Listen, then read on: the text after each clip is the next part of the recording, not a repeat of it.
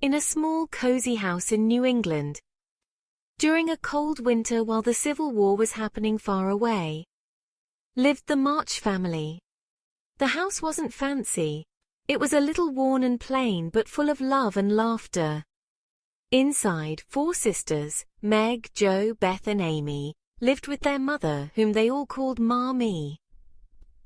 Their father was away, fighting in the war, so it was just the 5 of them. Money was tight, and sometimes they didn't have enough to buy everything they wanted.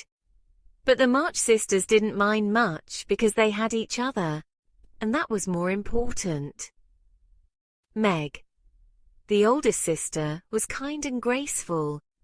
She loved pretty dresses and dreamed of living in a big, beautiful house someday. Jo was the second oldest, with wild brown hair and a fierce spirit. She loved to write stories and hated being treated like a lady who had to be quiet and proper.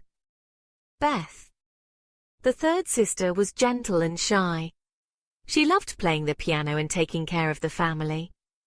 Amy, the youngest, was cheerful and a little bit vain. She loved to paint and wished she was a great artist. One chilly December day, the sisters were talking excitedly about Christmas. They wanted to give their mother something special because she was always thinking about others. "We must be as cheerful as we can," said Mommy gently. "And remember those who have less than we do." The sisters nodded, determined to make the best Christmas ever, even though their own gifts would be very small. That afternoon, the girls bundled up and went outside to deliver a secret gift to their poor neighbors, the Hummels. Beth carried a basket filled with homemade bread and warm clothes, and Jo walked carefully beside her, feeling proud but a little worried. When they came back, Laurie, their lively neighbor boy, was waiting for them. Laurie was wealthy and fun, and he loved to tease and play with the March sisters. He was like a brother to them all. "Why do you look so serious?" Laurie asked Jo with a grin. "We're just thinking about Christmas," Jo said, smiling a little. Laurie laughed. "Well, I bet I have the best Christmas gifts in the whole neighborhood."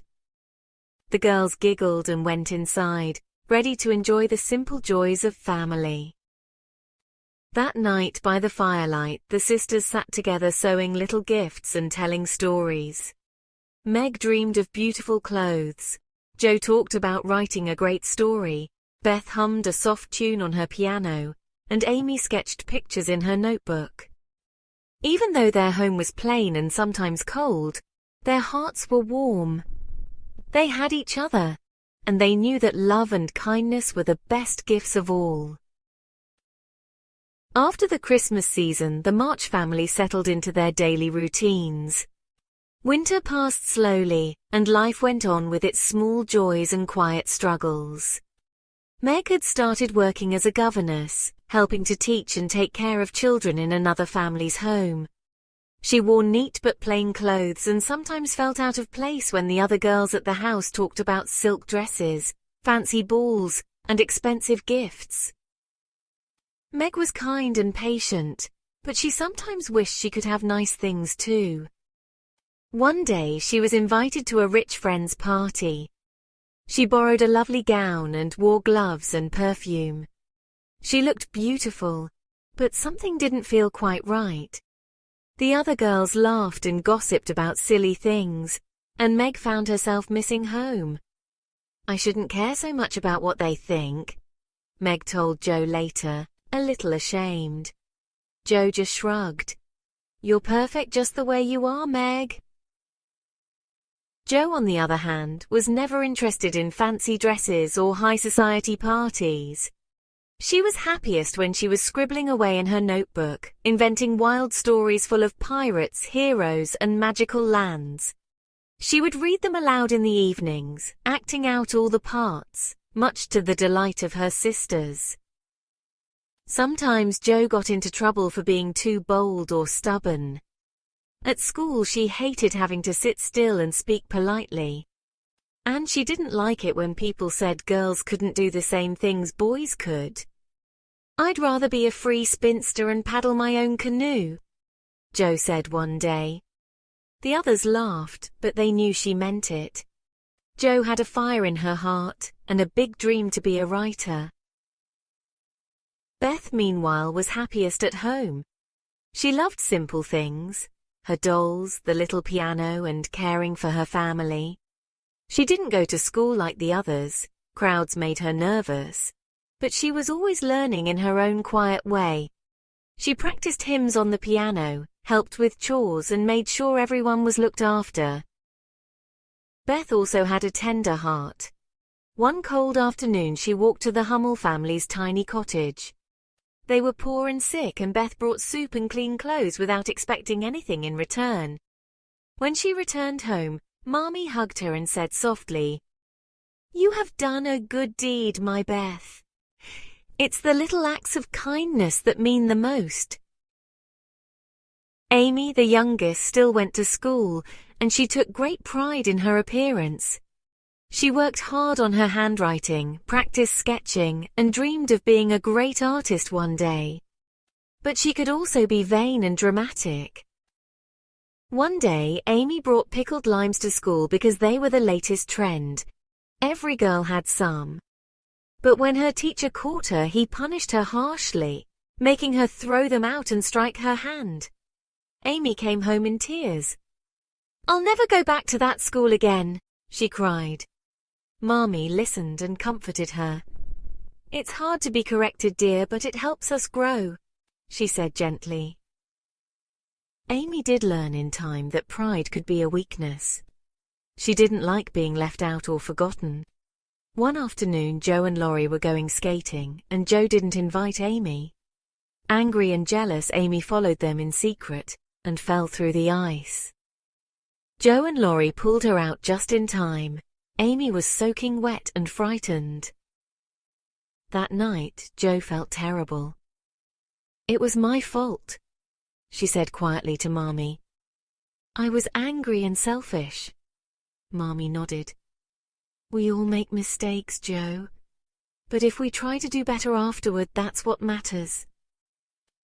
Later, Jo hugged Amy tightly and whispered, "I'll never let you fall again." Laurie, their neighbor, had become like a brother to the March girls. He lived with his grandfather in the grand house next door.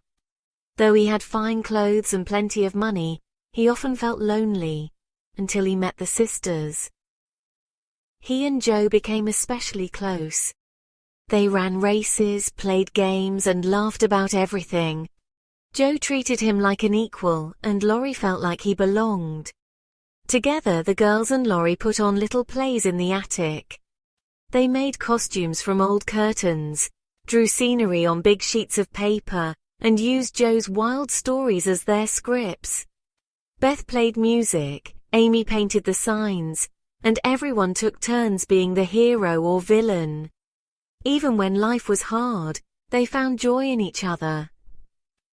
At the end of one long happy day, Mommy looked around at her daughters laughing and said, "I am rich in my children."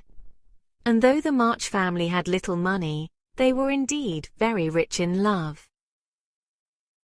As the years passed, the March sisters began to grow up, and with growing up came new changes, new responsibilities, and some hard lessons.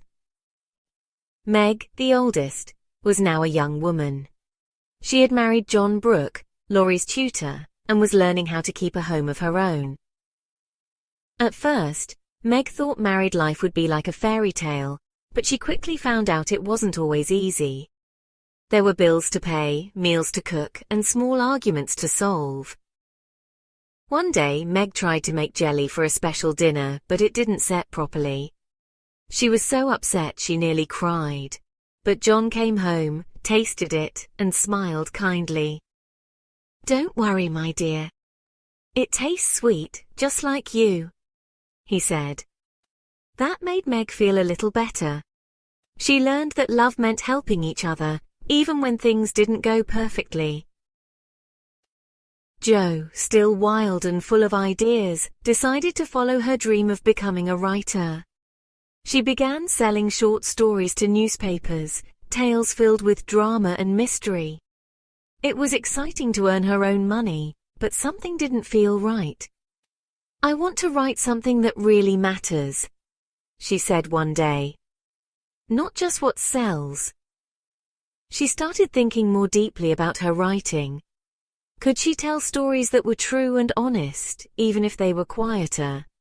She wasn't sure yet, but she was determined to try. But Jo was also struggling with something else, her temper. One small moment could spark a storm in her.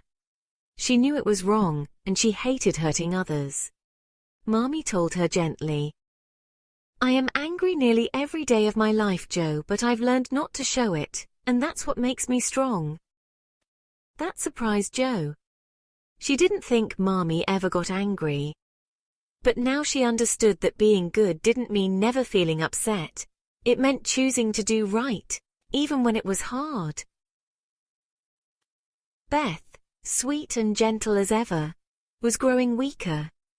She had never been strong since she helped the poor Hummel family and caught scarlet fever. Although she seemed better for a while, her energy never fully came back. She moved more slowly, her cheeks were pale, and she needed more rest. The family tried to stay hopeful, but in their hearts, they worried. Beth, however, never complained. She smiled often, played soft songs on the piano, and quietly did all she could to bring peace to those around her. "I think I shall be homesick for you, even in heaven," she once said with a soft voice that made Jo's eyes fill with tears. Amy, the youngest, had become a graceful young lady. She was chosen to travel to Europe with Aunt March, a great honor. Amy had always dreamed of seeing grand cities and studying art, and now her dream had come true. While in Europe, Amy worked hard on her painting. She visited museums, met other artists, and even went to elegant balls. But she also learned that real beauty wasn't just about appearances or fame. It was about kindness, patience, and growing into your best self. Back home, something unexpected was happening. Laurie, who had once loved Jo dearly, was struggling with sadness after Jo gently told him she didn't feel the same. "I love you dearly, Jo," he had said. "Will you marry me?" Jo shook her head. "I can't, Laurie. I care for you too much to pretend." It hurt them both, but Jo was honest. She didn't want to marry just because it was expected.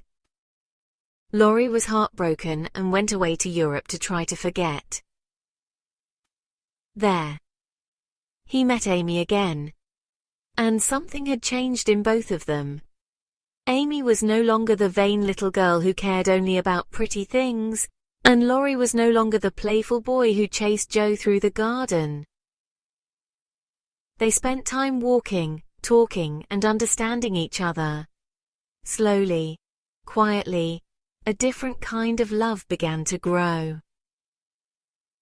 Meanwhile, Jo, feeling lost and lonely after Laurie left, decided to travel too.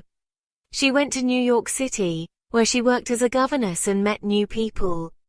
She stayed at a boarding house where she met Professor Friedrich Baer, a kind and wise man from Germany. He was gentle and thoughtful, and he loved books and learning. Jo liked talking to him, even though he was older and quieter than anyone she'd ever known. He encouraged her to write from the heart, not just for money, but for meaning. "Write what you know and what you truly feel," he told her. Jo didn't realize it yet, but something was changing in her too. Back at home, Beth's health was fading. The March family gathered close around her, giving her love, care, and comfort. She spent her days resting, holding Jo's hand, and listening to the soft music from the piano. Jo stayed by her side, reading aloud, brushing her hair, and whispering stories they used to imagine as little girls. As spring flowers bloomed outside the window, Beth quietly slipped away, like a gentle breeze leaving the room. The March home was never quite the same after that. But Beth's kindness, her patience, and her quiet strength stayed with her sisters forever. After Beth passed away, the march home grew quiet for a while. The sisters each felt her loss in their own way. She had been the gentle heart of the family, and without her, the world seemed a little colder. Jo especially felt the change deeply. She had been closest to Beth, and now there was an emptiness inside her she couldn't fill. Nothing made her happy. Not writing, not walking in the orchard, not even reading her old favorite books. She stayed close to her family for a while, helping Mommy and comforting Amy when she wrote home from Europe. But the ache in Jo's heart remained, quiet and steady. One day Jo went up to the attic where she used to write her stories. She sat at the window and looked out at the garden, remembering Beth's soft voice and sweet smile. "I want to be brave like she was," Jo whispered. "Not just in doing big things but in being good every day." Then she picked up her pen and began to write. Not stories of adventure or mystery, but something different. She wrote about her family, about love, loss, growing up and finding courage in ordinary life. Slowly her heart began to heal. Meanwhile, Laurie and Amy were still in Europe. Laurie had changed. He wasn't the restless boy who once followed Jo around. After she said no to his proposal, he had felt lost for a time. But being away helped him grow. He began to think more about others and less about himself. And Amy? Well, Amy had changed too. Traveling had taught her more than she expected. She had met artists, seen great beauty, and learned to be patient and thoughtful. She still loved nice things, but now she knew that real worth came from within. One quiet afternoon in a little town in Italy, Laurie said to her, "I used to think Jo was the only girl for me, but now I see she never could have made me into who I want to be. You do that, Amy." Amy blushed but smiled. "I used to envy Jo," she said softly. "Now I understand that we each have our own path." And so they married, sweetly, quietly, and with full hearts. Laurie and Amy were not perfect, but they understood each other. They promised to grow together, to build a good life side by side. When they returned home to Concord, the March family welcomed them with open arms. Even Jo, though surprised at first, smiled and said honestly, "I'm so happy for you both." She meant it. Still, Jo's heart was not quite whole. She loved her family dearly, but something inside her was still waiting, for what she wasn't sure. One day a letter came. It was from Professor Bear, the kind man Jo had met in New York. He wrote simply, "I find myself thinking of you often. May I come visit?" When he arrived, it was raining. Jo ran out to meet him, coat flapping and hair flying. He stood under the umbrella, smiling shyly. "I'm glad to see you, Miss March," he said. "And I'm glad you came," Jo replied. They walked together in the rain, talking not just of books or stories, but of hopes and dreams. Jo realized something she hadn't known before. Her heart wasn't waiting for excitement or fame. It was waiting for someone who truly understood her. Later that week, under the trees in the orchard, Professor Bear asked softly, "Would you like to build a life with me, Jo?" And though she was surprised, Jo didn't hesitate. "Yes," she said with a smile. "I think I would." Time passed, and the March sisters each found their own place in the world. Meg was busy raising her twin children, Daisy and Demi, with John. Life wasn't always easy for them. There were days when the house was noisy, money was tight, and things went wrong. But Meg had learned to see the beauty in small things. She was proud of her little family, and John loved her dearly. When Meg's children fought or cried, She remembered how her mother used to gently guide her. Now she did the same, with patience and kindness. She wasn't rich or famous, but she was happy in her quiet life. Amy and Laurie, after their time in Europe and their wedding, returned to America full of new dreams. Laurie had grown into a thoughtful young man, and Amy was no longer just the younger sister. She was a wise and loving wife. Together they helped people in need, shared music and art, and opened their home to friends. Amy had always wished to live beautifully, and now she understood that beauty was something you created with your heart, not with jewels or fancy clothes.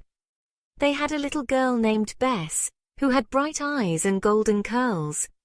She reminded them of Beth, gentle and sweet. One day Laurie told Amy, "Our lives are full thanks to your goodness."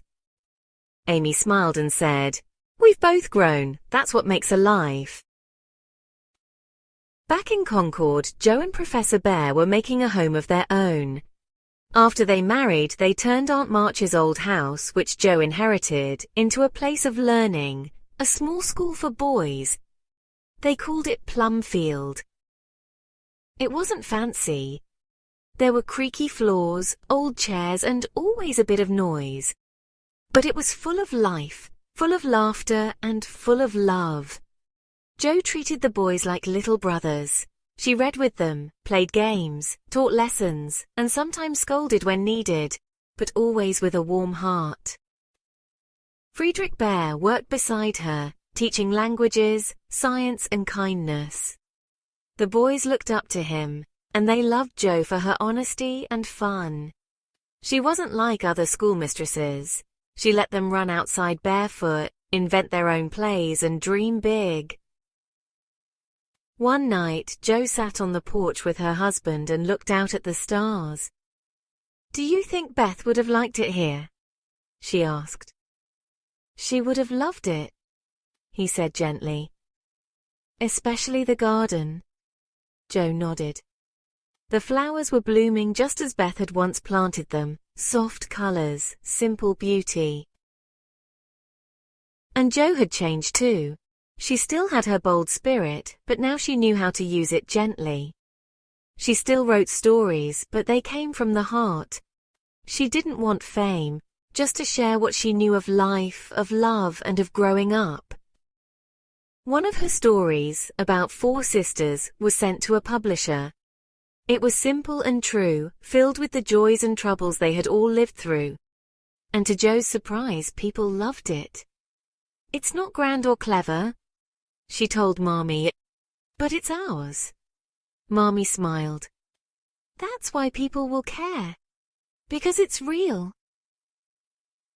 As the seasons turned, the March family stayed close even as they lived in different homes. They visited each other often, shared meals under the trees, played with the children, and told old stories. They never forgot Beth, whose spirit lived in every act of kindness. They remembered their father's courage, their mother's strength, and the lessons they had learned through laughter and tears. And though life was never perfect, it was good. It was full. Jo once said, "We can't all be rich or famous, but we can be good, and that is enough." And truly it was.